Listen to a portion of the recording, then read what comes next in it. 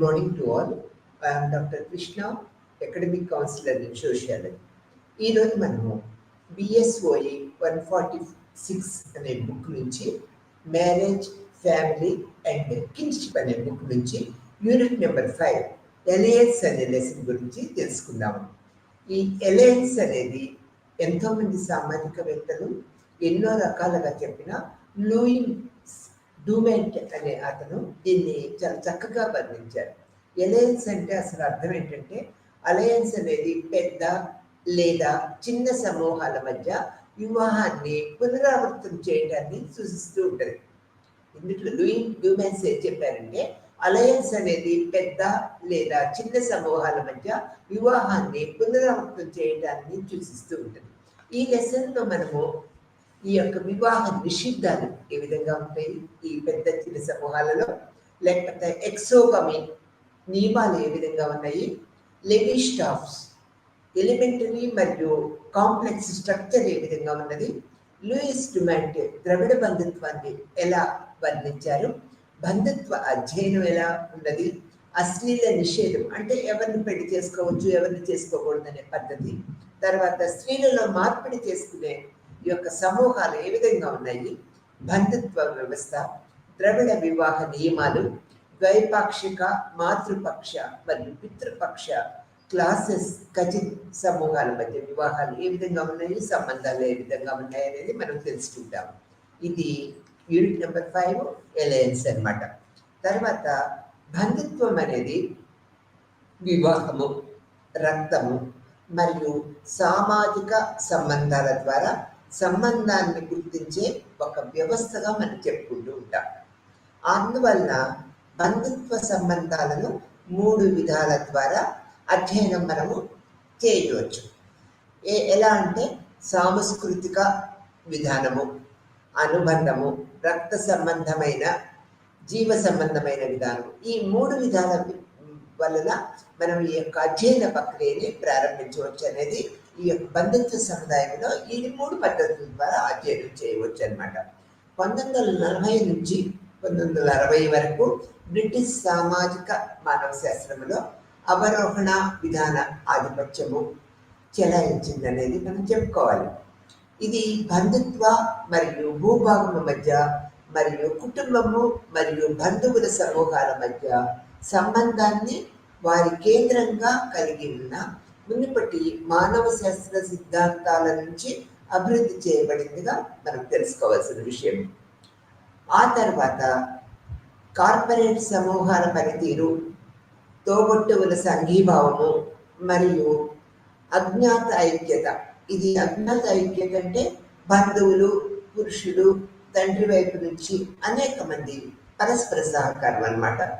ఈ యొక్క అజ్ఞాన ఐక్యత పరంగా ఈ ఆలోచన విధానము బంధుత్వ ప్రదర్శనలు, ప్రవర్తనలు వివరించబడుతూ ఉంటుంది అన్నమాట. మరియు స్థానిక సమూహాల సంస్థ బంధుత్వ సంబంధాల వంటి ముఖ్యమైన సమస్యలపై దృష్టిని నిరంతరము ఆకర్షిస్తూ ఉంటుంది. వివాహము, నివాసము, వారసత్వము మరియు వారసత్వం యొక్క నిబంధనలన్నీ కూడా మనకి ఇది నిరంతరము తెలియపరుస్తూ ఉంటుంది అనేది మనం ఇక్కడ చెప్పుకోవాల్సిన విషయం. ఆ తర్వాత ఈ యొక్క ఎలయన్స్ అనేది ఈ అనుబంధ సంబంధములో సంబంధము ఉన్న బంధువర్గము యొక్క సభ్యులు అర్థం చేసుకోవడానికి ఎక్కువ ప్రాధాన్యత ఇస్తూ ఉంటుంది అన్నమాట.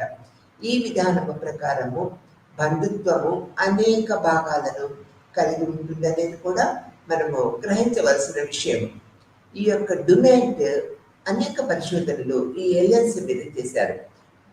దాని మీద ఆయన 2 ప్రముఖ పుస్తకాలు ప్రపంచవ్యాప్తంగా ప్రత్యేకమైన గుర్తింపును పొంది. మొదటి తీసుకున్నట్లయితే the elementary structure of kinship. ఇది ఎంతో ప్రాముఖ్యము తెచ్చిన పుస్తకంగా డుమాంట్ లైఫ్లో మనం చెప్పుకోవచ్చు. ఆ తర్వాత లూయిస్ డుమాంట్ మ్యారేజ్ ఎలయన్స్ అనేది ఒక బుక్ రాశారు.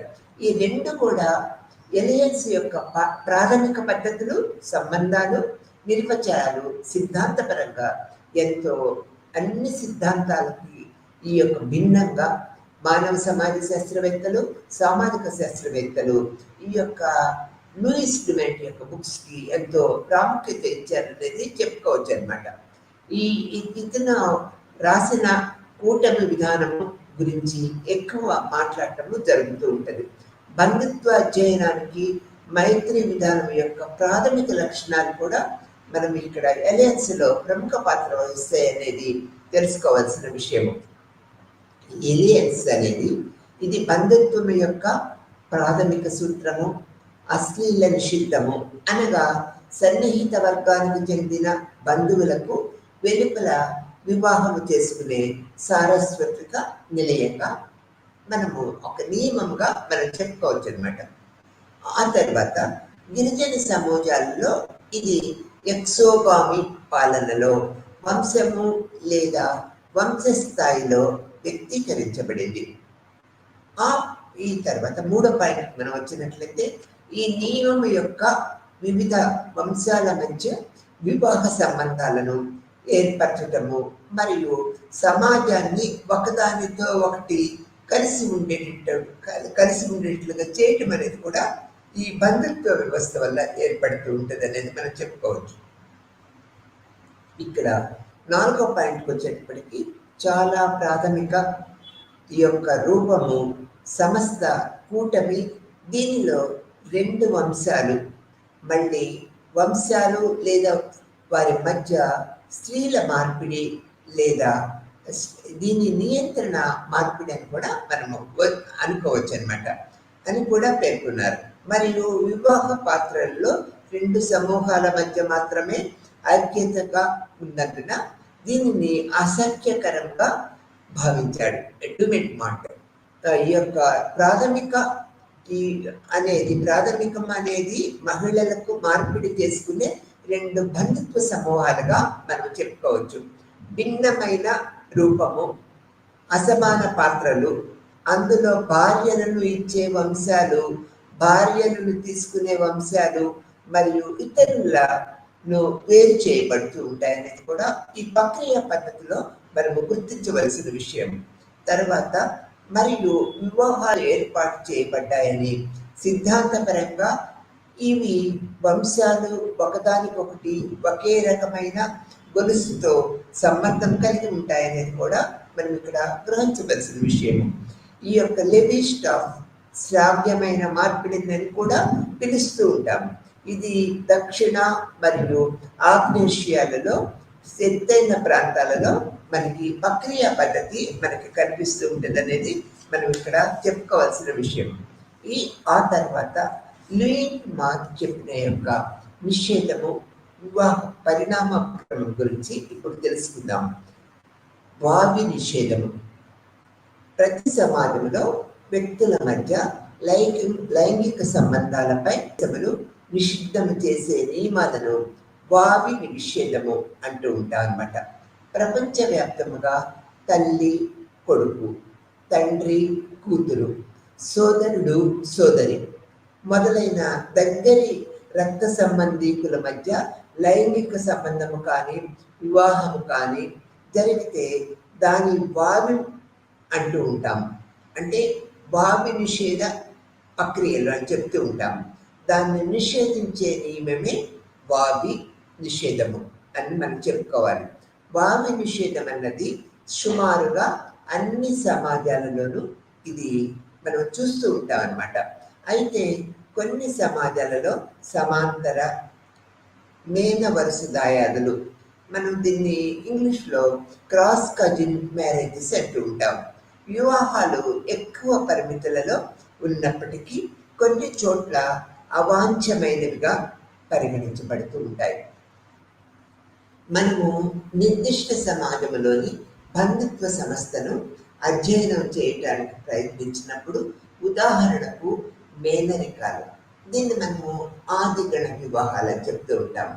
చేసుకోవటంలో ఈ మేనరిక వివాహాలు చేసుకోవటము చాలా దక్షిణ భారత సమాజాలలో ఒక సాధారణ దృగ్విషయము. అయితే మేన వరుస దాయాదులు కూడా తోబుట్టువులతో సమానముగా ఉన్నందున ఏ బంధువుతోనైనా వివాహము ఉత్తర భారత సమాజాలలో అశ్లీలముగా పరిగణించబడుతూ ఉంటుంది. లూయిస్ హెన్రీ మోర్గన్ పరిణామవాద సిద్ధాంతం ప్రకారము దాదాపు సార్వత్రికమైన ప్రస్తుత ఏకస్వామ్య దశను చేరుకోవటానికి ఒక సంస్థగా వేర్వేరు దశల నుంచి వివాహము కాలక్రమేణా దాని నిర్దేశన నియమాలను మూలకంగా ఇది విశ్వవ్యాప్తం అయినది. ఈ దశలు అనేవి మనము అనేక ప్రక్రియ పద్ధతుల్లో చూడగలుగుతూ ఉంటాం. ఆ తర్వాత ఇంతకుముందు ఈ యొక్క మనకి లూయిస్ డుమాంట్ చెప్పినట్లుగా ఈ మార్పిడి ద్వారా జీవిత సహజత్తుని సంపాదించుకోవటం, అంటే మార్పిడి ద్వారా జీవిత భాగస్వామిని సంపాదించుకోవటం ఎలా జరుగుతూ ఉంటుందో మనం ఇప్పుడు తెలుసుకుందాం. మార్పిడి ద్వారా జీవిత సహవర్తిని సంపాదించుకోవటము, సంప్రదింపుల ద్వారా సంపాదించుకోవటము లాంటిదే. కానీ ఇక్కడ వరుణి కుటుంబము వాళ్ళ ఓలికి బదులుగా తమ ఇంటిని ఆడపిల్లను ఇస్తూ ఉంటారు. వరుణి చెల్లెల్ని కానీ లేదా బంధువులు కానీ అనగా, ఇక్కడ ఎగ్జాంపుల్ తీసుకుంటే అనగా 2 కుటుంబాల మధ్య 2 వివాహాలు జరుగుతూ ఉంటాయనేది ఈ ప్రక్రియ పద్ధతిలో మనం గుర్తించారు. కుమార్తెలను కానీ చెల్లెళ్ళను కానీ మార్పిడి చేసుకోవడం ద్వారా కుటుంబాల మధ్య, వ్యక్తుల మధ్య, బృందాల మధ్య బంధాన్ని బలపరచడంలో ఇది ముఖ్యమైన మార్గం. మార్పిడి వివాహం అంటుంది వాళ్ళ చెల్లెల్ని మనం చేసుకోవటము, మన చెల్లెల్ని వాళ్ళు చేసుకోవటము. ఇట్లా చేసుకోవటం వల్ల ఏమవుతుంది, ఇంకా మనం కట్నం ఇచ్చే పని లేదు, అంటే బోధి ఇచ్చే పని ప్రక్రియ ఉండదన్నమాట. ఇవి చాలా సమాజాలలో జరుగుతూ ఉంటాయన్నమాట. మార్పిడి చేసుకోవటం వల్ల సామాజిక సాంఘీభావాన్ని సృష్టిస్తుంటుంది. దీనివల్ల ఏంటి, అండదండలు పుష్కలంగా ఉంటాయి. మన చెల్లెళ్ళకి ఎటువంటి ఆపద జరగదనే దృక్పథాన్ని ఏర్పరచుకుంటాం. వాళ్ళు కూడా మన చెల్లెళ్ళు ఇచ్చాం కదా, వీళ్ళు చాలా బాగా చూసుకుంటారు. ఎందుకు, ఈ మార్పిడి వివాహం వాళ్ళ చెల్లెల్ని ఇతని చెల్లెల్ని వాళ్ళు చేసుకోవటం వల్ల దీంట్లో మనం ఏం చెప్పుకోవాలంటే సంఘీభావం అనేది ఎక్కువగా జరుగుతూ ఉంటుంది అనేది తెలుసుకుంటూ ఉంటాం. మార్పిడి ద్వారా జీవిత సహవర్తిని సమపార్దించటము చాలా సమాజాల్లో ఇది మనం చూస్తూ ఉంటాం. అనేక రకాల సమాజాల్లో, చిన్న సమాజాల్లో, పెద్ద సమాజాల్లో కూడా ఈ మార్పిడి వివాహ ప్రక్రియలని మనము గమనిస్తూ ఉంటాం. బస్తర్లోని మరియా గోండ్, బైగాల్లో ఆంధ్రప్రదేశ్లోని భగత, కోయ, సవర జాతుల్లోనూ, తెలంగాణలోని కోయ జాతులలో ఈ పద్ధతి కలదన్నమాట. అంటే ఈ పద్ధతి ఈ ప్రాంతాలలో ఈ మార్పిడి ద్వారా వివాహం చేసుకునే పద్ధతులు చాలా ఎక్కువగా మనం చూస్తూ ఉంటాం అనేది చెప్పుకుంటూ ఉంటాం. అనేక దక్షిణ భారత సమాజాలలో లక్షణమైన మేనరికం. ఈ మేనరికం అంటే ఏంటి, అన్న చెల్లి, అక్క తమ్ముడు పిల్లల్ని పెళ్లి చేసుకోవడం, ఇది నేను మనం మేనరిక వివాహాలు అంటూ ఉంటాం. ఈ మేనరికము వివాహాలు చేసుకోవాలనే విషయాన్ని వినిమయ పద్ధతిలో భాగంగా మనము చూడవచ్చు. అలా చూసినట్లయితే దాని యొక్క అర్థం అనేది మనకి తెలుస్తూ ఉంటుంది. ఈ యొక్క లూయింట్, ఈ యొక్క ఈ డ్యూయాంట్, మార్క్ లూయిస్ డ్యూయాంట్ పద్ధతుల్లో ఇవి ప్రముఖ లక్షణాలుగా చెప్పుకుంటాం. ఈ మార్పిడి రూపంలో వివాహాల గురించి ఇప్పుడు తెలుసుకున్నాం. ఈ యొక్క లూయిస్ డుమాంట్ ప్రకారము అలయన్స్ అనేది ఇంతకు ముందు కూడా చెప్పుకున్నాం. పెద్ద లేక చిన్న సమూహాల మధ్య వివాహాన్ని పునరావృతం చేయటాన్ని ఈ యొక్క అలయన్స్ అనేది ఒక అర్థాన్ని, ఒక ప్రభావాన్ని మనకు తెలియపరుస్తూ ఉంటుంది. దీన్ని లూయిస్ డుమాంట్ అనే సామాజిక శాస్త్రవేత్త రూపొందించారు. దాని అర్థాన్ని పరిపూర్ణత కల్పించారు అనేది చెప్పుకోవచ్చు. ఆ తర్వాత వివాహ బంధము అనే భావన ఈ యొక్క లెవిస్టాఫ్ ప్రత్యేకంగా క్లాస్ కజిన్ వివాహాన్ని ఆచరించే సమాజాలలో వ్యవహరించడానికి అభివృద్ధి చేశాడు అనేది, ఇతను ఈ విధమైన పద్ధతిలో అభివృద్ధి చేశాడు. లెవిస్టాస్ ప్రకారము వివాహం యొక్క ఇటువంటి రూపాలు సమూహాల మధ్య స్త్రీల మార్పిడి వ్యవస్థ యొక్క నిర్దిష్ట అంశాలు అని మనం చెప్పుకోవాలి. ఇది వారి మధ్య శాశ్వతమైన వివాహ మైత్రిని సృష్టిస్తూ ఉంటుంది. దీనివల్ల శాశ్వతమైన వివాహ వ్యవస్థ ఏర్పడుతూ ఉంటుంది. లూయిస్ డుమాంట్ ప్రకారము అతను స్త్రీల మార్పిడిని ఒక ప్రాథమిక మార్పిడి రూపంగానే పరిగణించారు. అంతకన్నా ఇంకెక్కువ ఇది ప్రాముఖ్యత అనేది ఏమీ లేదనమాట. ఇది బహుమతుల సాంకేతిక మార్పిడికి ముందు బహుమతి మార్పిడి అనే ప్రకృతి యొక్క జంతు ప్రపంచం నుంచి మానవ సంస్కృతికి మారటానికి ఒక మాధ్యముగా ఉంటుందనేది ఈ డుమాంట్ నిర్వచించారనమాట. బహుమతిని పునరుత్పత్తి చేయగల సామర్థ్యము కారణముగా స్త్రీల మార్పిడి అత్యున్నతమైనదిగా పరిగణించబడుతూ ఉంటుంది. ఆ తర్వాత మరియు అందువల్ల అతను స్త్రీలను అత్యున్నత బహుమతిగా పరిగణించారు. అంటే స్త్రీలని ఒకరికి వివాహం చేయడం అనేది ఒక వినూత్నమైన, విశిష్టమైన, అత్యున్నతమైన బహుమతిగా ఈ యొక్క డుమాంట్ తన నిర్వచనాలలో తెలియపరిచారనమాట. స్త్రీలు తమ సన్నిహిత సమాజాలలోని పురుషులతో లైంగిక సంబంధము పెట్టుకోకుండా నిషేధించిన అశ్లీల నిషేధము కారణముగా ఈ బహుమతిని మార్చుకోవలసి వచ్చిందనేది మనం ఇక్కడ చెప్పుకోవాల్సిన విషయం. అందువల్ల సమాజం యొక్క కొనసాగింపును నిర్ధారించడానికి స్త్రీలు సమూహాల మధ్య పరస్పరము మార్పిడి చేయవలసి వస్తూ ఉంటుంది. ఈ విధంగా అన్యోన్యత మరియు అశ్లీల నిషేధము అనే జంట సూత్రము స్త్రీల మార్పిడి ద్వారా వివాహ బంధానికి దారితీస్తూ ఉంటుంది. మార్పిడి రూపంగా వివాహము అనేది సామాజిక వ్యవస్థలో సోపానుక్రమం యొక్క నిర్వహణలో ఇది ఉంచబడిన రెండు సమూహాల మధ్య తేడాను చూపటములో సహాయపడుతూ ఉంటుంది. రెండు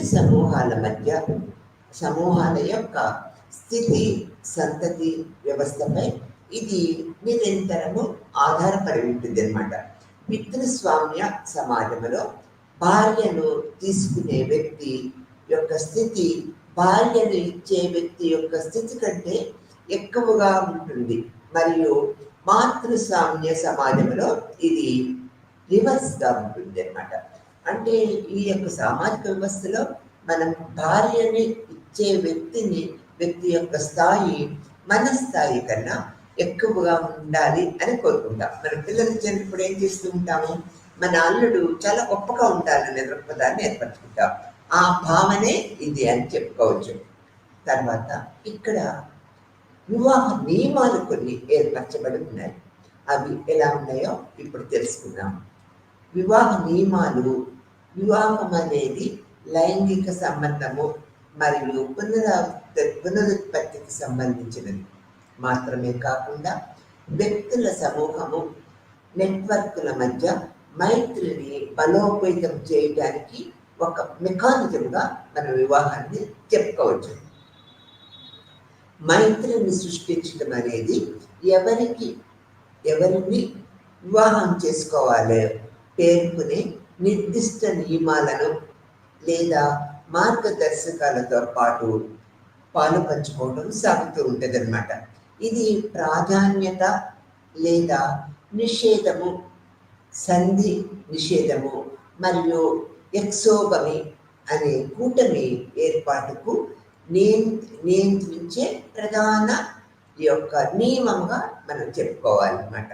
ఆ తర్వాత ఈ యొక్క వివాహ నియమాలలో వివాహ నిషిద్ధము, ఎవరిని పెళ్లి చేసుకోకూడదు అనేది ఒక పద్ధతి ఉన్నదన్నమాట. ఎందువల్లంటే ఇక్కడ దగ్గర రక్త సంబంధికులను పెళ్లి చేసుకోవడం వల్ల సమాజము అవ్యవస్థకు గురవుతూ ఉంటుంది. కాబట్టి వివాహ నిషేధాలన్నీ అన్ని సమాజాలలో మనం చూస్తూ ఉంటాం. ఎవరిని పెళ్లి చేసుకోవాలి, ఎవరిని పెళ్లి చేసుకోకూడదు అనేది ఒక నిర్దిష్టమైన ప్రాథమిక పద్ధతులు ప్రతి ఒక్క చిన్న పెద్ద సమాజాల్లో మనము నిరంతరము చూడగలుగుతూ ఉంటాం అన్నమాట. వ్యక్తి యొక్క నిర్దిష్ట వర్గాల మధ్య లైంగిక సంబంధాన్ని నిషేధించే అశ్లీల నియమము సంభోగాన్ని నియంత్రించే అత్యంత ముఖ్యమైన నియమంగా మనం దీన్ని చెప్పుకోవాలి. పాశ్చాత్య దేశాలలో అశ్లీలత అనేది తల్లిదండ్రులు మరియు పిల్లల మధ్య మరియు తోబుట్టువుల మధ్య లైంగిక సంబంధంగా కాకుండా సంకుచితంగా నిర్వహించబడుతూ ఉంటుంది. దీనిని విరుద్ధంగా ఈ యొక్క అశ్లీలత కోసము ఉపయోగించిన రూయల్ యొక్క పద్ధతి ప్రకారము, ఈ యొక్క సిద్ధాంతం ప్రకారం, రూయల్ యొక్క సిద్ధాంతం ప్రకారము ఈ యొక్క భావన ఒకే మతానికి చెందిన సభ్యుల మధ్య 6 తరాల ఈ యొక్క వరకు జీవుల మధ్య మరియు అతని వంశానికి చెందిన ఇతర పురుషులను వివాహం చేసుకున్న పురుషులు మరియు స్త్రీల మధ్య లైంగిక సంబంధాన్ని ఇది నిషేధిస్తూ ఉంటుంది అనేది మనం ఇక్కడ తెలుసుకోవాల్సిన విషయం. సంకుచితంగా లేదా విస్తృతంగా నిర్వహించబడిన అశ్లీలత నియమాల యొక్క ప్రాథమిక సూత్రము ఏమిటంటే, లైంగిక సంబంధము కలిగి ఉండకుండా నిషేధించబడిన సభ్యులు స్వయంచాలకంగా వివాహం చేసుకోవటాన్ని నిషేధించబడతారని ఇది సూచిస్తూ ఉంటుంది అన్నమాట. లైంగిక సంబంధము కలిగి ఉండకుండా సభ్యులను నిషేధించే యొక్క బదులు పురుషులు తమ సొంత సమూహము వెలుపల జీవిత భాగస్వామిని ఇట్లా కోరుకునేలాగా ఇది చేస్తూ ఉంటుంది అనే కోణంలో ఈ యొక్క అర్థము మనము చేసుకోవాలి. అశ్లీల ఈ యొక్క సమీపం యొక్క నియమము సానుకూలముగా వ్యక్తీకరించబడింది. ఈ నియమము కారణముగా పురుషులు సమూహాల వెలుపల జీవిత భాగస్వామిని కోరుకునేలాగా నిరంతరము చేస్తూ ఉంటదన్నమాట. తర్వాత పురుషులు తమ సమూహంలోని స్త్రీలను వివాహం చేసుకోవటానికి అనుమతించబడదు, ఎందుకంటే ఈ అశ్లీలతను తగ్గించాలనే ఉద్దేశంతో. అందువల్ల వారి జీవిత భాగస్వామిని వెతకాలి మరియు వారు భార్యలకు బదులుగా వారి కుమార్తెలను మరియు సోదరీమణులను ఇవ్వటం ద్వారా అలా చేస్తూ ఉంటారు. ఆ తర్వాత ఈ సంభోగం యొక్క నియమము వివాహ భాగస్వాములను వెతకటం మాత్రమే కాకుండా 2 లేదా అంతకంటే ఎక్కువ సమూహాల మధ్య సఖ్యతను ఏర్పరుస్తూ ఉంటుంది అనేది కూడా మనం గుర్తుంచుకోవాల్సిన విషయం. తద్వారా వారి మధ్య సంఘీభావము ఏర్పడుతూ ఉంటుంది. ఇంతకుముందు కూడా చెప్పుకున్నాం అన్నమాట. సంభోగ నిషేధాన్ని సానుకూల నియమముగా అర్థం చేసుకోవటంలో ఇది లెవిస్టాఫ్ వివాహ నియమాలు మరియు లైంగిక సంబంధాల నియమాలను పర్యాయ పదాలుగా పరిగణించబడుతూ ఉండాలి అనేది మనం తెలుసుకోవాలి. అయితే ఇది అన్ని సమాజాలలో ఒకేలాగా ఉండదు మరియు రెండింటి మధ్య తేడాను గుర్తించవలసిన అవసరం కూడా ఎంతో ఉన్నది. కొన్ని సమాజాలలో కొన్ని వర్గాల బంధువుల మధ్య లైంగిక సంబంధము అనుమతించబడుతుంది, కానీ వారి మధ్య వివాహము ఖచ్చితంగా నిషేధించబడింది. వివాహాన్ని నియంత్రించే అత్యంత ముఖ్యమైన నియమాలలో ఒకటి ఎక్సోగామి నియమముగా మనము చెప్పుకోవచ్చు. ఇది వివాహ నిషిద్ధము నియమాలలో ప్రముఖ పాత్ర వహిస్తుంది అనేది మనము చెప్పుకోవాల్సిన విషయం. తర్వాత ఇప్పుడు మనము ఎక్సోగామి నియమాలు ఎలా ఉంటాయో తెలుసుకుందాం. ఎక్సోగామి నియమము నిర్దిష్ట సమూహాలలో వివాహాన్ని నిషేధిస్తూ ఉంటుంది మరియు తద్వారా ఒకరి స్వంత సమూహము వెలుపల వివాహ భాగస్వాములను నిర్దేశిస్తూ ఉంటుంది. ఎక్సోగామి నియమము యొక్క విధి ఏమిటంటే, కుటుంబాల మధ్య మార్పిడిని ఏర్పాటు చేయటము మరియు వారిని వద్ద ఒక పెద్ద సామాజిక నిర్మాణంలో ఏకీకృతం చేయటము దీని యొక్క ప్రధాన లక్షణంగా మనము చెప్పుకోవచ్చు. అనేక సమాజాలలో ఎక్సోగామి నియమాలు సాంఘిక వర్గాల మధ్య వివాహాన్ని నిషేధిస్తూ ఉంటాయి. ఇందులో సమీప బంధువులు ఉంటారు, కానీ సుదూర బంధుత్వము లేదా అనుసంధిక సంబంధాలను కూడా కలిగి ఉంటూ ఉంటారు. ఈ యొక్క ఆక్రమ సంబంధం యొక్క నియమము మరియు ఎక్సోగామి నియమము, నిషేధము మరియు కూటమి విధానాన్ని అర్థం చేసుకోవడంలో సహాయపడే పదంగా మనకి ఇది వివరించబడుతూ ఉంటుంది అన్నమాట. అన్ని సమాజాలలో కొంతమంది బంధువులతో వివాహము నిషేధించటము మరియు ఇతర బంధువులతో వివాహం చేసుకోవాలని సూచించటము మనకి కనిపిస్తూనే ఉంటుంది అన్నమాట. నిర్దేశించబడిన నియమము వివాహానికి అనుకూలమైన నియమము అయితే, నిషేధ నియంత్రణ వివాహం యొక్క ప్రతికూల నియమము. ఉదాహరణకు తీసుకున్నట్లయితే ద్రవిడ బంధువులతో వివాహము సంబంధించిన ప్రిస్క్రిప్షన్ క్లాస్ కజిన్స్ మరియు నిషేధిన సమాజ బంధువుల కోసము లెవి-స్ట్రాస్ ప్రకారము సానుకూల వివాహ నియమాలు కలిగిన సమాజములు బంధుత్వం యొక్క ప్రాథమిక నిర్మాణాన్ని కలిగి ఉంటూ ఉంటాయి. మరియు ప్రతికూల వివాహ నియమం కలిగిన సమాజాలు సంక్లిష్టమైన నిర్మాణాన్ని కూడా కలిగి ఉంటాయి అనేది మనం తెలుసుకోవాల్సిన విషయం. అందువల్ల అనుకూల వివాహాన్ని రూపొందించే మరియు బంధుత్వం నెట్వర్క్ను మరింత అర్థం చేసుకోవడంలో సహాయపడే ఆ రకమైన బంధుత్వ వ్యవస్థను ఎదుర్కోవటానికి కూటమి సిద్ధాంతము అభివృద్ధి చేయబడుతూ ఉంటుంది. ఇది ఎక్సోగామితో సానుకూల వివాహ నియమాన్ని లేదా సమాంతర దాయాదుల మధ్య వివాహాన్ని వ్యతిరేకంగా కనీసము నిషేధాన్ని కలిగి ఉంటుంది అనేది కూడా ఈ యొక్క ఎక్సోగామి నియమాల ద్వారా మనము తెలుసుకుంటూ ఉంటాం అన్నమాట. ఆ తర్వాత ఇప్పుడు మనము levy-straws elementary and complex success అనే స్ట్రక్చర్ యొక్క పద్ధతులను మనము తెలుసుకుంటూ ఉంటాం. ఈ యొక్క పద్ధతులలో స్త్రీల మార్పిడి అనేది వివాహ నియమం యొక్క రకాన్ని బట్టి ఉంటూ ఉంటుంది అనేది మనము ప్రముఖంగా గుర్తించాలి. దీని ఆధారముగా స్త్రీల మార్పిడి అనేది వివాహ నియమాల యొక్క రకాన్ని బట్టి ఉంటూ ఉంటుంది. దీన్ని ఆధారంగా లేని స్ట్రాస్ మార్పిడి యొక్క రెండు విభిన్న నిర్మాణాత్మకమైన సమూహాల మధ్య తేడాను కూడా మనము చూసుకోవచ్చు అన్నమాట. మనం ఈ బుక్ను మనం ఒకసారి పరిశీలించినట్లయితే ఇది ఒక బాక్స్లో ఏర్పరచుకున్నది. కొద్దిగా నిశ్చితంగా చూడండి. ఈ మొదటి దానిని మనం తీసుకున్నట్లయితే ప్రాథమిక నిర్మాణము ఒక వ్యక్తి వివాహం చేసుకోగల వ్యక్తి యొక్క వర్గాన్ని సూచించే సానుకూల వివాహ నియమాలను అనుకరించే సమాజాలు. ఈ సమాజాలు ఏంటంటే క్రాస్ కజిన్స్ వివాహ భాగస్వామ్యాలను సూచించినట్లు నియమము పేర్కొంది. ఈ యొక్క నిర్మాణాలు ఆస్ట్రేలియన్ ఆదివాసులు, ఆగ్నేషియాలోని కొన్ని ప్రాంతాలు, దక్షిణ భారతదేశము మరియు దక్షిణ అమెరికాలోని ఆదివాసుల మధ్య మనకి ఎక్కువగా కనిపిస్తూ ఉంటాయి. ఇక్కడ దీనిలో దాయాదులు అనే వాళ్ళు రెండు రకాలుగా ఉంటారు.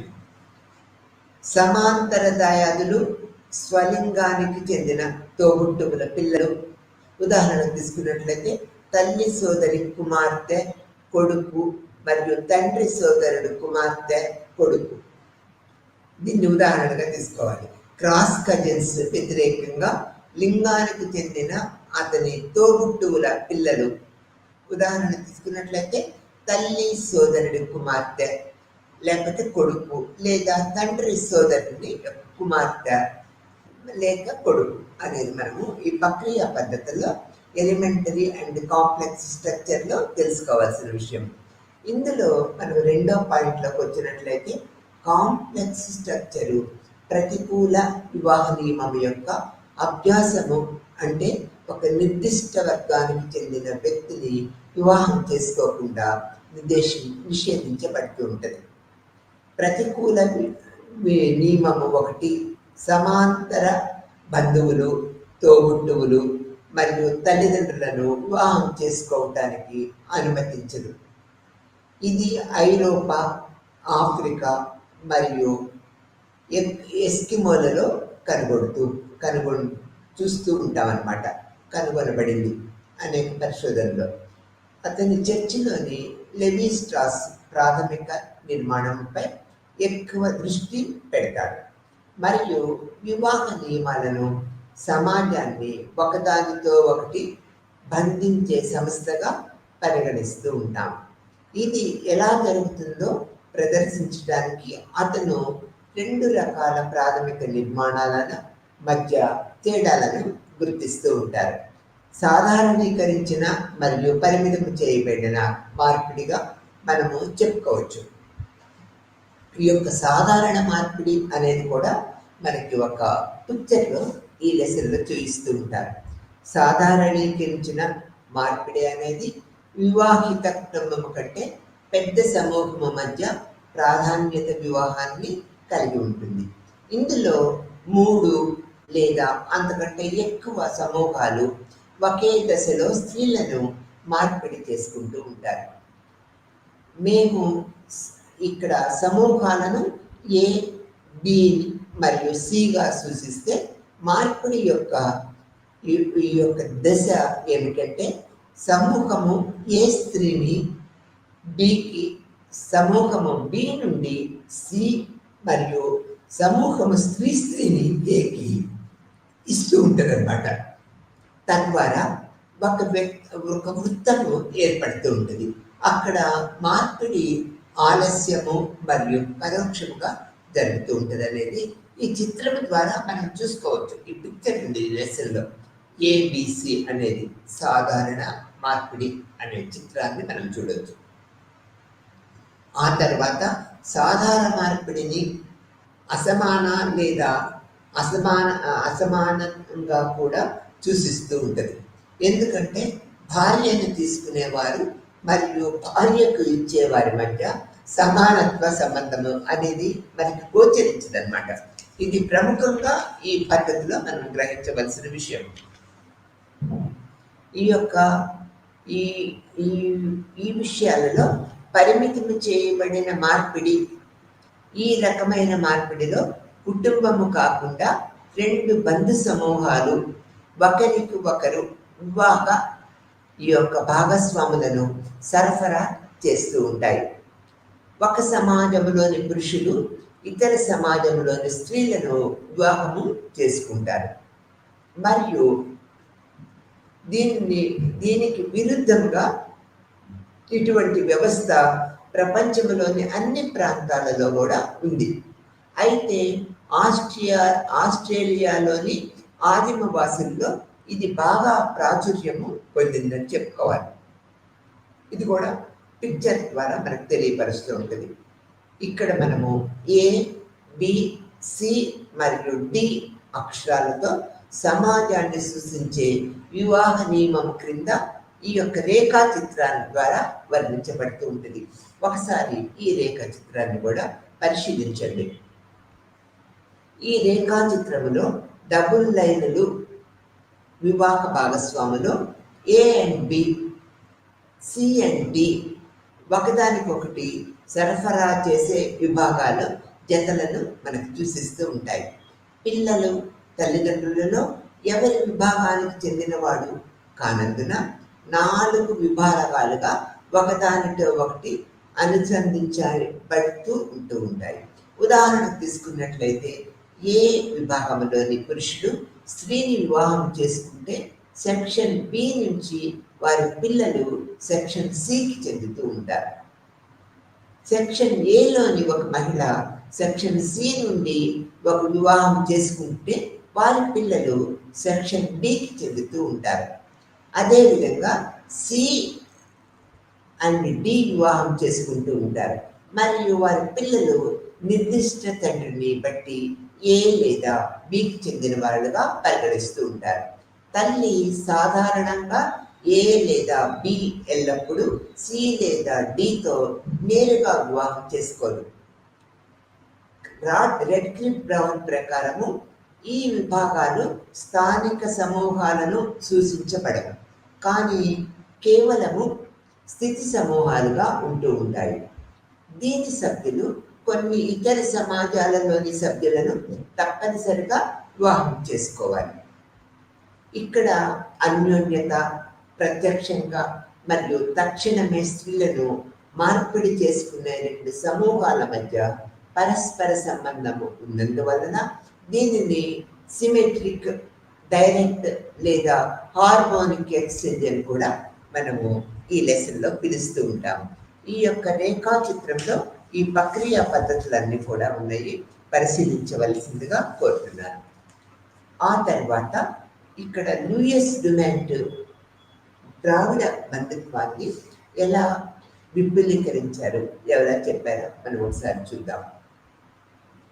లూయిస్ డుమాంట్ ద్రావిడ బంధుత్వాన్ని వివాహం యొక్క వ్యక్తీకరణగా అధ్యయనం చేశారనేది మనం చెప్పుకున్నాం. అతడు అనుబంధాన్ని శాశ్వతమైన వ్యవస్థగా భావించారు. దీని ద్వారా ఒక తరము నుంచి మరొక తరము వరకు కొనసాగటం అనేది నిరంతర ప్రక్రియగా జరుగుతూ ఉంటుంది. అతని ప్రధాన థీసిస్ ఏమిటంటే బంధుత్వ పరిభాష అనేది సంతతికి బదులు కూటమి యొక్క ప్రతిబింబంగా చెప్పారు. దక్షిణ భారతదేశంలోని తమిళ కల్గార్ బంధుత్వ వ్యవస్థపై తన అధ్యయనంలో డుమాంట్ క్లాస్ కజిన్ యొక్క ప్రాధాన్యత, వివాహ నియమాలు ఎలా ఉన్నాయనేది మనకి తెలియపరిచారు.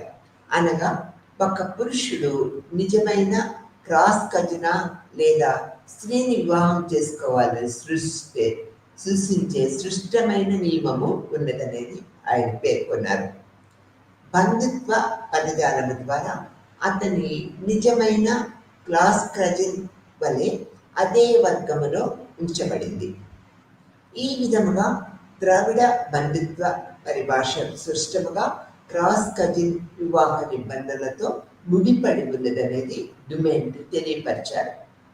అనుబంధ ఒక తరము నుంచి మరొక తరము అనికి సంక్రమించే క్రాస్ కజిన్ వివాహ నియమము యొక్క పరిణామము తరాల మధ్య జరిగే అన్ని ప్రసారాలు ఒకే దిశలో జరిగితే దాన్ని హార్మోనిక్ అంటారనేది డుమాంట్ తెలియపరిచారు. కొన్ని లక్షణాలు పితృస్వామ్యముగా మరియు కొన్ని మాతృవంశపరంగా ప్రసారం చేయబడితే అది అసమాన వ్యవస్థగా పేర్కొన్నారు. ఆ విధంగా అనుబంధము డయాక్లోనిక్ కోణాన్ని పొందుతుందని డుమాంట్ వాదించారు. పాశ్చాత్య వ్యవస్థల రక్త సంబంధాన్ని మాత్రమే ఆపాదించాయి. అతను డుమాంట్ 3 రకాల క్రాస్ కజిన్ వివాహాన్ని ఇలా వివరించారు. అందులో మొదలుగా మనం తీసుకున్నట్లయితే ద్వైపాక్షిక క్రాస్ కజిన్ వివాహము. ఇక్కడ అహం అతని ఈ యొక్క తల్లి సోదరుడి కుమార్తెని వివాహం చేసుకుంటుంది. ఆమె కూడా అతని తండ్రి సోదరి కుమార్తె. మరొక మాటలో చెప్పాలంటే వివాహం చేసుకున్న 2 సమూహాల స్త్రీలను భార్యలుగా మార్చుకుంటూ ఉంటాయి మరియు తద్వారా స్వయం సమృద్ధి గల యూనిట్గా ఏర్పడుతూ ఉంటుంది. దీని వలన సోదరి మార్పిడి అని కూడా అంటూ ఉంటారు. దీన్ని లెవి-స్ట్రాస్ ఈ రకమైన మార్పిడి క్లోజ్ లేదా రిస్ట్రిక్టెడ్ ఎక్స్చేంజ్ అని పిలుస్తూ ఉంటారు. మరియు డిస్హార్మోనిక్ ట్రాన్స్మిషన్తో సహసంబంధం కలిగి ఉంటారు అనేది కూడా ఈ డుమాంట్ తన పరిశోధనా పద్ధతుల్లో ఈ యొక్క ద్రవిడ బంధుత్వంలో అనేక కోణాలలో పేర్కొన్నారన్నమాట. ఇక్కడ కూడా ఈ ద్రవిడ బంధుత్వంలో 2 రకాల రేఖా చిత్రాలని ఇచ్చారు.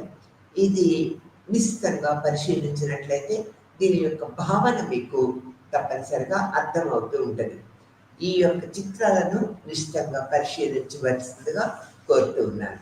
ఆ తర్వాత కూడా ఇక్కడ మనము ఆ తర్వాత తరములో ఎట్లానే క్రాస్ కజిన్ నియమాన్ని వర్తింపచేయదు అనే దృక్పథాన్ని కూడా ఇది తెలియపరిచారు. ఈ యొక్క పద్ధతిలో ఈ యొక్క పార్ట్ లేబరర్ క్రాస్ కజిన్ యొక్క మ్యారేజ్లో ఇగో తప్పనిసరిగా తన తండ్రి సోదరి కుమార్తెలు లేదా అతని పితృపక్షాన్ని క్రాస్ కజిన్ వివాహం చేసుకోవాలి. ఈ యొక్క దిగువ రేఖాచిత్రాన్ని వంశానికి చెందిన మామ్ సంతానికి చెందిన స్త్రీని వివాహం చేసుకుంటూ ఉంటాడు. ఈ యొక్క బి వంశంలోని పురుషులు స్త్రీ వంశానికి చెందిన స్త్రీని మరియు స్త్రీ నుండి పురుషులు ఏ వంశానికి చెందిన స్త్రీని వివాహం చేసుకుంటూ ఉంటారు. ఈ యొక్క స్త్రీల మార్పిడి అనేది మాతృపక్ష పరస్పర బంధువు వివాహం వలె ఈ పద్ధతిలో ఈ యొక్క స్పృష్టం చేస్తూ ఉంటుంది అన్నమాట. కానీ ఇక్కడ వ్యత్యాసాలు ఏమిటంటే రేఖాచిత్రములోని బాణం యొక్క భాగము ఈ యొక్క దిశగా సూచించిన విధంగా ఈ యొక్క పద్ధతిలో ప్రత్యామ్నాయ దిశలో అదే దిశలో ఉండే విధంగా ప్రతి తరములో మహిళలు ఈ యొక్క దిశ మారుతూ ఉంటుంది అనేది మనం చూసుకోవాలి. ఇక్కడ కూడా మీరు యొక్క రేఖాచిత్రాన్ని యొక్క సూక్ష్మంగా పరిశీలించినట్లయితే అనేక పద్ధతుల ద్వారా డ్యుమాలిటీ యొక్క ద్రవిడ కుటుంబం యొక్క ఆలోచన పరిధి ఏ విధంగా ఉన్నదనేది మనం తెలుసుకుంటూ ఉంటాం. ఇక్కడ కొత్త అభివృద్ధి అలయన్స్ అప్రోచ్ అనేది ఏంటో ఇప్పుడు మనం తెలుసుకుందాం. ఈ యొక్క లేవి స్ట్రాస్ స్త్రీలను ఒక వస్తువుగా పరిగణిస్తూ ఉంటారు. ఏదో మార్చుకోవాల్సి ఉంటుంది.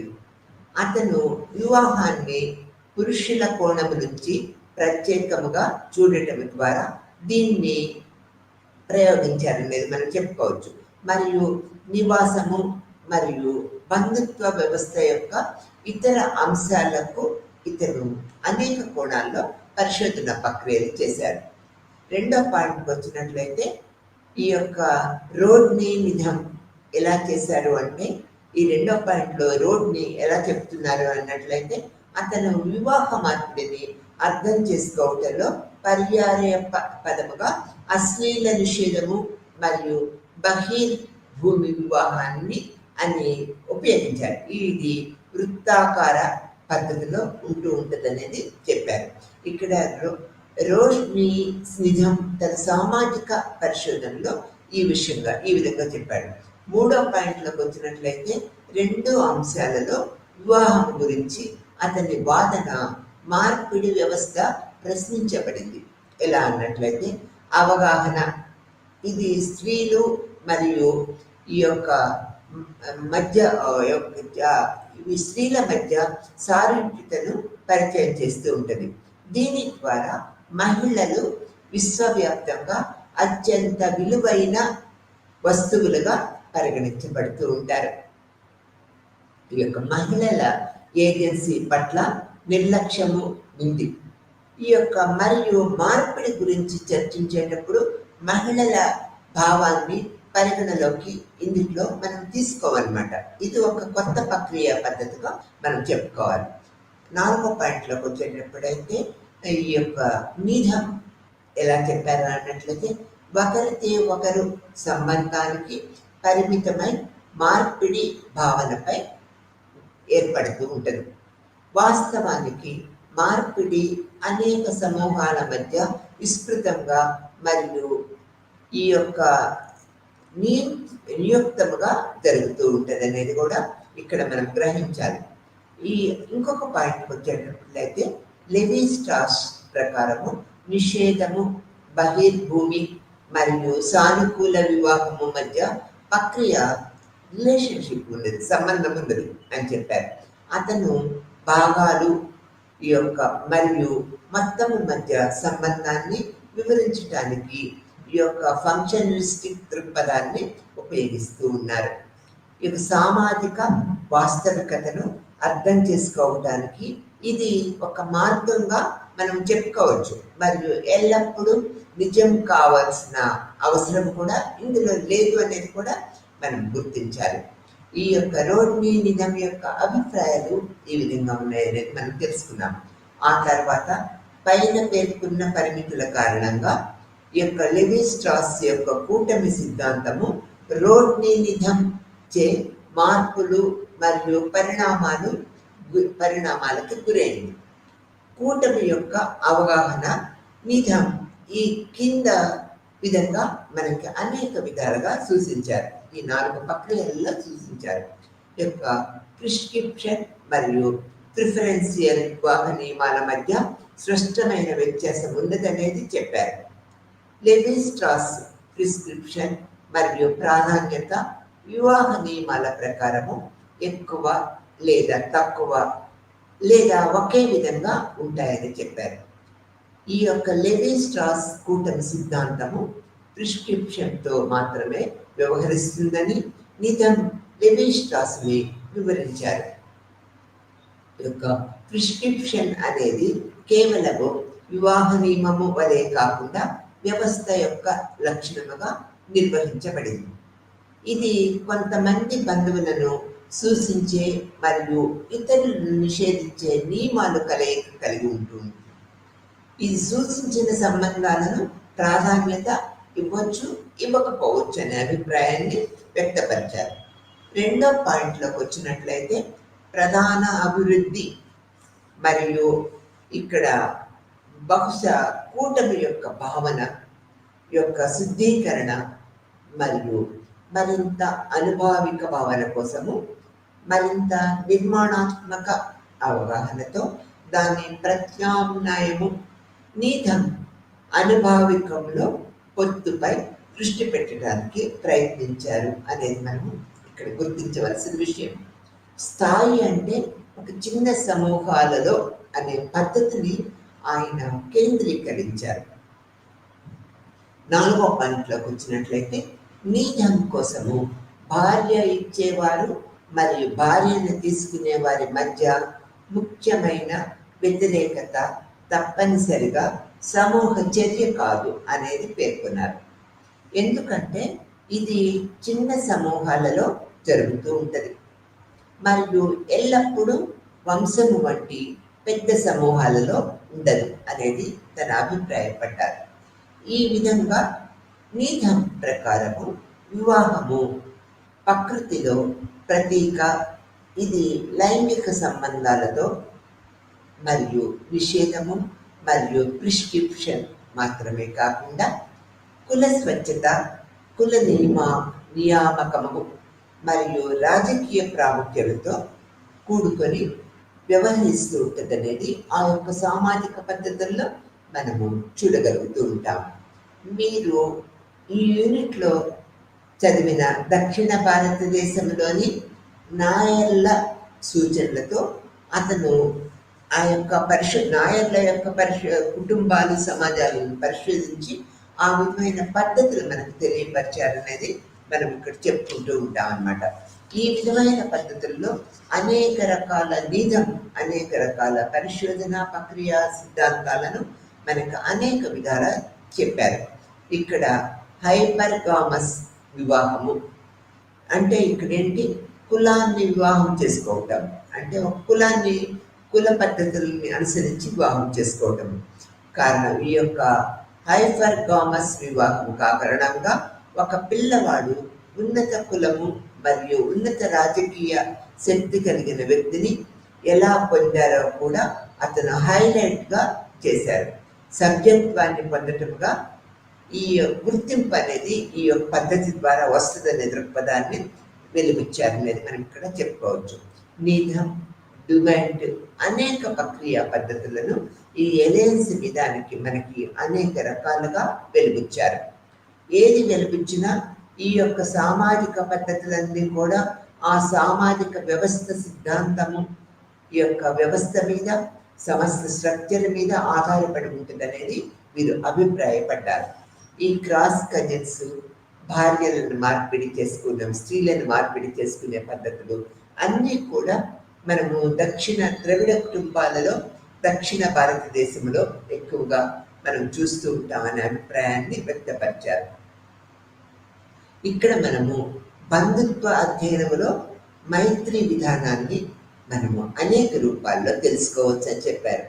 నిర్మాణ దృక్కోణం నుంచి లెవి స్ట్రాస్ అభివృద్ధి చేయబడిందని మరియు లూయిస్ డుమాంట్ మరియు రోడ్నీ జీమ్స్ మరింత అభివృద్ధి చేశారు ఈ యొక్క పద్ధతి ఎలియన్స్ ప్రక్రియ పద్ధతిని. ఇక్కడ అశ్లీల నిషేధము మరియు బహిర్భూమి యొక్క సాంస్కృతిక అభ్యాసము కారణముగా స్త్రీలను మార్పిడి చేసుకునే సమూహాలు లేదా వంశాల సూచనతో లెవి స్ట్రాస్ కూటమిని అర్థం చేసుకోవటానికి అనేక పద్ధతుల్లో ఎలియన్స్ ప్రక్రియ పద్ధతులు మనకి అనేక రూపాల్లో అనేక పద్ధతుల్లో తెలుస్తూ ఉంటాయన్నమాట. ఆ తర్వాత నిర్మాణ నమూనాల పరంగా మహిళలు మార్పిడిని మరింత ఎలా జరుగుతూ ఉంటుంది అనేది మరింత సిస్టమేటిక్గా మనం తెలుసుకోగలిగాం అన్నమాట. ప్రాథమిక మరియు సంక్లిష్టమైన లూయిస్ డుమాంట్ ద్రవిడ బంధుత్వముపై తన అధ్యయనంలో బంధుత్వ వ్యవస్థని అర్థం చేసుకోవటంలో సంతతికి లేదా బంధుత్వానికి సంబంధించిన ముఖ్యమైన సూచనలు చేయడంలో సఫలీకృతులయ్యారనేది మనము చెప్పక తప్పదన్నమాట.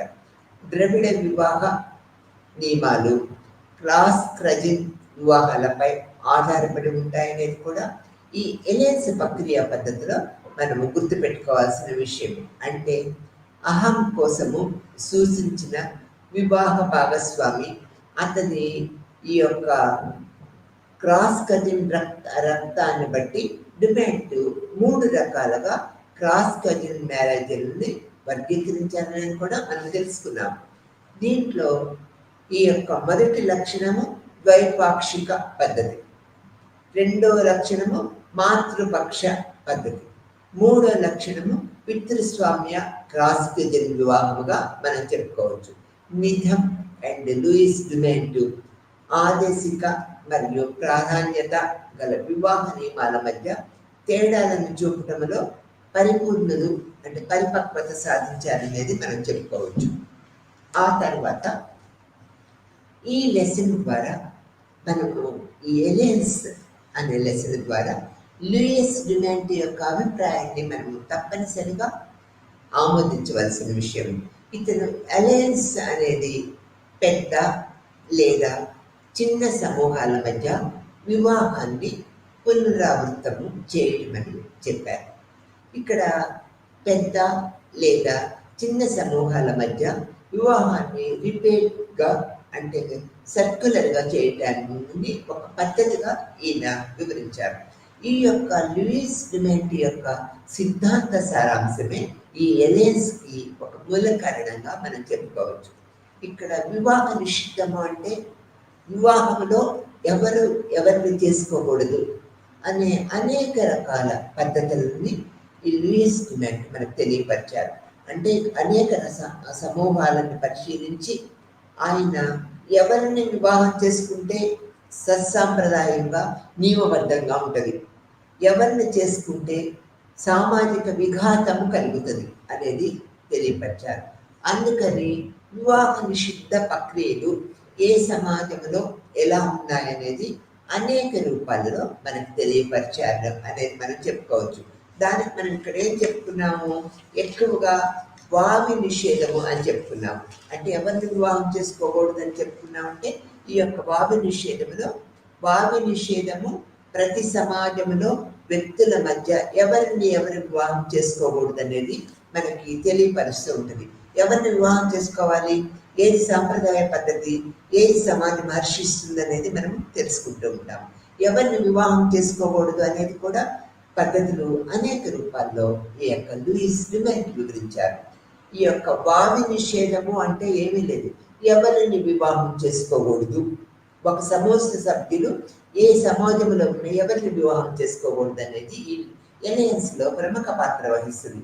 వావి నిషేధము ప్రతి సమాజంలో వ్యక్తుల మధ్య లైంగిక సంబంధాలపై పరిమితులు స్పష్టంగా నిర్వచించబడ్డాయి.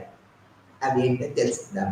దగ్గరి బంధువుల మధ్య లైంగిక ప్రవేశమును నిషిద్ధము చేసే నియమాలను వావి నిషేధము అంటూ ఉంటాం. ప్రపంచవ్యాప్తముగా ఈ సంబంధాలు ఉండకూడదు. అవి ఏంటంటే తల్లి కొడుకుల మధ్య లైంగిక సంబంధము, తండ్రి కూతురు మధ్య లైంగిక సంబంధము, సోదరుడు సోదరి మధ్య లైంగిక సంబంధము మొదలైన అసహజమైన అపవిత్రమైన లైంగిక సంబంధాలు ఉండకూడదనేది ఈ యొక్క వావి నిషేధంలో ప్రముఖ పాత్ర వహిస్తూ ఉన్నాయి. ప్రపంచవ్యాప్తంగా ఈ పద్ధతి ఏ సమాజం కూడా హర్షించదు అనేది మనం ఇక్కడ గ్రహించవలసిన విషయం. ఆ తర్వాత దగ్గరి రక్త సంబంధీకుల మధ్య లైంగిక సంబంధము కానీ వివాహము కానీ జరిగితే దాన్ని మనము ఒక పాపముగా భావిస్తాం అన్నమాట. దాన్ని మనము వావి అని అంటూ ఉంటాం ఈ ప్రక్రియ పద్ధతుల్లో. ఇది నిషేధించే నియమమే. మరియు వావి నిషేధం అన్నది సుమారుగా అన్ని సమాజాల్లోనూ ఇది మనకు చూడగలుగుతాం. ఈ ప్రక్రియ పద్ధతి ఏ సమాజంలో లేదు. అది అన్ని సమాజాలు కూడా నిషేధించబడ్డాయి. దీనివల్ల పరిపూర్ణమైన రక్త సంబంధము ఉంటుంది సమాజంలో మనం చూడగలుగుతాం అనేది ఈ యొక్క డిమాండ్ యొక్క అభిప్రాయంగా చెప్పుకోవచ్చు. అయితే కొన్ని సమాజాలలో వావి నిషేధం అన్నది సుమారుగా అన్ని సమాజాల్లోనూ ఉన్నదని చెప్తున్నాం. అయితే కొన్ని సమాజాల్లో సమాంతరంగా మేన వరుస దాయాదులు, అంటే దీన్ని మనం క్రాస్ కజిన్ మ్యారేజెస్ అని చెప్తూ ఉంటాం. ఈ యొక్క మేన వరుస దాయాదుల వివాహాలు ఎక్కువగా పరిమితుల్లో ఉన్నప్పటికీ కొన్ని చోట్ల అవాంఛనీయంగా పరిగణిస్తూ ఉంటాం. కొన్ని చోట్ల ఇది జరుగుతూ ఉన్నప్పుడు కూడా ఇవి ఒక అవాంఛనీయమైన సంఘటనలుగానే పరిగణిస్తూ ఉంటాం. మనము నిర్దిష్ట సమాజాలలోని బంధుత్వ సంస్థను అధ్యయనం చేయడానికి ప్రయత్నించినప్పుడు, ఉదాహరణకు మేనరికాలు చేసుకోవటము చాలా దక్షిణ భారత సమాజాల్లో ఒక సాధారణ దృగ్విషయముగా మనం గుర్తించాము. అయితే మేనవరుణకు దాయాదులు కూడా తోబుట్టువులతో సమానముగా ఉన్నందున ఏ బంధువుతోనైనా వివాహము ఉత్తర భారత సమాజాలలో అశ్లీలంగా పరిగణించబడుతూ ఉంటుంది. ఇది ఒక నిర్దిష్టమైన భావనగా ఉత్తర భారతదేశంలో మనం చూస్తూ ఉంటాం. లూయిస్ హెన్రీ మోర్గన్ పరిశోధన సిద్ధాంతం ప్రకారం దాదాపు సార్వత్రికమైన ప్రస్తుత ఏకస్వామ్య దశను చేరుకోవటానికి ఒక సంస్థగా వేర్వేరు దశల నుంచి వివాహ కాలక్రమేణా దాని నిర్దేశిత నియమాలను మూలకంగా ఇది విశ్వవ్యాప్తమైనది. దీనికి ఒక ప్రత్యేకమైన ప్రాముఖ్యత సంతరించుకున్నది అనేది మనం చెప్పుకుంటూ ఉన్నాం అన్నమాట. ఈ ప్రక్రియా పద్ధతి ద్వారా ఎలియన్స్లో వివాహానికి ఒక ప్రత్యేకమైన స్థానము అనేది ఏర్పడుతూ ఉంటుంది అనేది మనం ఇక్కడ తెలుసుకుంటూ ఉన్నాము. ఈ వివాహ ప్రక్రియల్లో ఈ మార్పిడి ద్వారా జీవితని సహవర్తిని సంపాదించడం కూడా ప్రముఖ పాత్ర వహిస్తుంది అనేది ఎలియన్స్ ప్రక్రియ పద్ధతి ద్వారా తెలుసుకున్నాము. ఈ మార్పిడి ద్వారా జీవన సహవర్తిని సంపాదించుకోవటము, సంప్రదింపుల ద్వారా సంపాదించుకోవటము లాంటిదే అనేది మనం ఇక్కడ గుర్తుపెట్టుకోవాలి. ఇక్కడ వరుని కుటుంబం వాళ్ళు ఓలికి బదులుగా తమ ఇంటి ఆడపిల్లను ఇస్తూ ఉంటారు. కట్నానికి బదులుగా ఇంటి ఆడపిల్లను ఇస్తూ ఉంటారు. వరుని చెల్లెల్ని కానీ లేదా బంధువుని కానీ ఈ యొక్క కుమార్తెలను కానీ చెల్లెళ్ళను కానీ మార్పిడి చేసుకోవటం ద్వారా కుటుంబాల మధ్య, వ్యక్తుల మధ్య, బృందాన్ని బలపరచడంలో ఇది ఒక ముఖ్య మార్గముగా అనేక సమాజాల్లో మనం గుర్తిస్తూ ఉన్నాం. చాలా సమాజాల్లో ఈ మార్పిడి పద్ధతి మనం చూస్తూ ఉంటాం. ఈ యొక్క బస్తర్లోని బలియా గోండు, బైగాలంలోని ఆంధ్రప్రదేశ్లోని భగత్ అండ్ కోయ సవర జాతుల్లోనూ, తెలంగాణలోని కోయ జాతుల్లోనూ ఈ పద్ధతి మనము ఎక్కువగా చూస్తూ ఉంటాం. ఈ ప్రక్రియా పద్ధతి ద్వారా ఎలియన్స్ మనకి పరిపూర్ణమైన అవగాహన ఏర్పడింది అనేది మనం ఇక్కడ చెప్పుకోవచ్చు. నమస్తే.